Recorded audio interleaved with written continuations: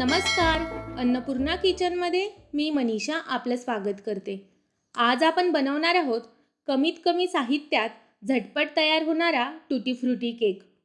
त्यासाठी इथे मी एका मोठ्या बाउलमध्ये 1 कप दही घेतला आहे. मेजरिंग कप नसतील तर तुम्ही घरातील एखादा कप किंवा वाटीचाही वापर करू शकता.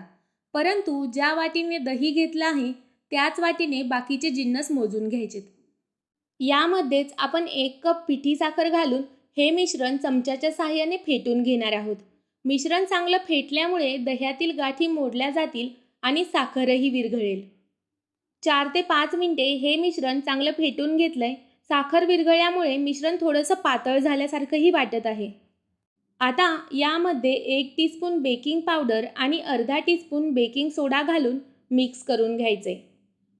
हे सगळे जिन्नस छान मिक्स झालेत. आता हे मिश्रण आपण 10 मिनिटासाठी बाजूला ठेवू. इथे गॅसवर मी एक कढाई ठेवली आहे.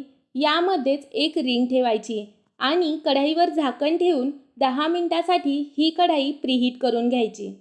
कढाई प्रीहीट होईपर्यंत आपण बाकीची तयारी करून घेऊ. इथे एका वाटीत मी साधारण 2 टेबलस्पून टुटी फ्रुटी घेतली आहे.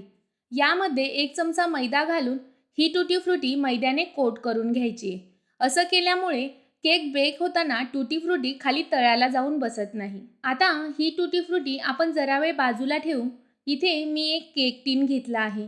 यामध्ये 2 ते 3 थेंब तेल घालायचे.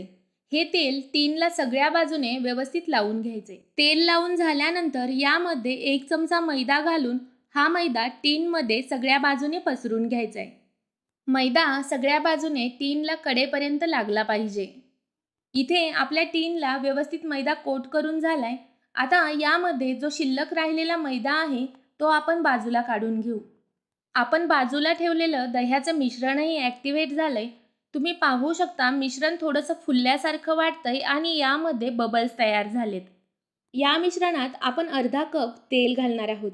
तेल यामध्ये सगळ्या बाजूने व्यवस्थित पसरून घालायचंय. यातच आपण मैदा घालणार आहोत.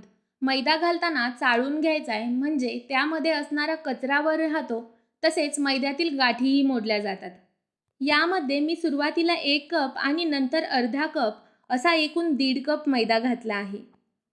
आता यामध्ये 1 टीस्पून व्हॅनिला इसेन्स आणि चिमूटभर मीठ घालायचे. हे मिश्रण आपण एका चमच्याच्या साहाय्याने व्यवस्थित मिक्स करून घेऊ. मिश्रण मिक्स करताना यामध्ये मैद्याच्या गाठी राहणार नाहीत याची काळजी घ्यायची आहे. इथे मी सगळं मिश्रण व्यवस्थित मिक्स करून घेतलंय आणि यामध्ये मैद्याच्या गाठीही राहिल्या नाहीत. या तयार झालेल्या मिश्रणात आपण टुटी फ्रुटी घालणार आहोत. यामधील थोडीशी टुटी फ्रुटी आपण बाजूला ठेवणार आहोत. आता ही टुटी फ्रुटी या मिश्रणात व्यवस्थित मिक्स करून घ्यायची आहे. यामध्येच मी थोडासा येलो कलर घालणार आहे. यामध्ये कलर घालणं पूर्णतः ऑप्शनल आहे. तुमच्या आवडीनुसार घाला किंवा नाही घातला तरी चालेल. हे सगळं मिश्रण व्यवस्थित मिक्स करून घ्यायचं आहे. आपला कलरही यामध्ये व्यवस्थित मिक्स झाला आहे. हे सगळं मिश्रण आपण तयार करून ठेवलेल्या केक टीनमध्ये घालायचे. मी सगळं मिश्रण टीनमध्ये काढून घेतलं आहे. आता हा टीन आपण थोडासा टॅप करून घेणार आहोत. असं केल्यामुळे यामध्ये काही स्पेस राहिला असेल तर तो व्यवस्थित भरला जातो. इथे आपण जी बाजूला ठेवलेली टुटी फ्रुटी होती ती यावरून घालणार आहोत, म्हणजे आपला केक आणखी छान दिसेल. इकडे आपण गॅसवर ठेवलेली कढाई पण प्रीहीट झाली आहे. आता यावरचं झाकण काढून आपण तयार केलेला केक टीन यामध्ये ठेवायचा आहे. आता यावर झाकण ठेवून हा केक आपण 30 ते 35 मिनिटे मीडियम हीटवर बेक करून घेणार आहोत. यावर झाकण ठेवताना झाकणामधून वाफ बाहेर जाणार नाही याची काळजी घ्यायची.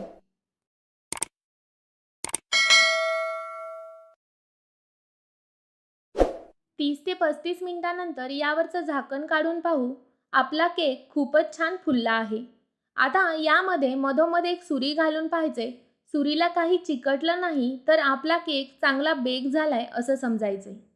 हा तयार झालेला केक आपण कढईमधून बाहेर काढून थोडा वेळ थंड व्हायला ठेवू.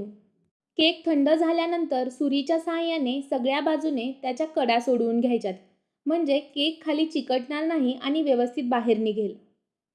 तयार झालेला केक आपण एका बोर्डवर हळूच टॅप करून घेऊ. इथे आपला केक अगदी सहजरित्या निघला आहे. या केकचे आपल्याला हव्या त्या आकारात सुरीच्या साहाय्याने 1 ते 1.5 इंचाचे स्लाइस करून घ्यायचेत. इथे तुम्ही पाहू शकता आपला केक खूपच छान स्पंजी झाला आहे. तर या पद्धतीने मुलांच्या आवडीचा टुटी फ्रुटी केक नक्की बनवून पहा आणि आजची रेसिपी कशी वाटली हे मला कमेंट बॉक्समध्ये नक्की सांगा. तसेच तुम्ही आपल्या चॅनलला सबस्क्राईब केलं नसेल तर सबस्क्राईब करायला विसरू नका. त्याचबरोबर बेल आयकॉनही दाबा, म्हणजे मी अपलोड केलेल्या नवीन व्हिडिओचे नोटिफिकेशन तुम्हाला मिळेल. पुन्हा भेटू अशाच एका नवीन रेसिपीसह.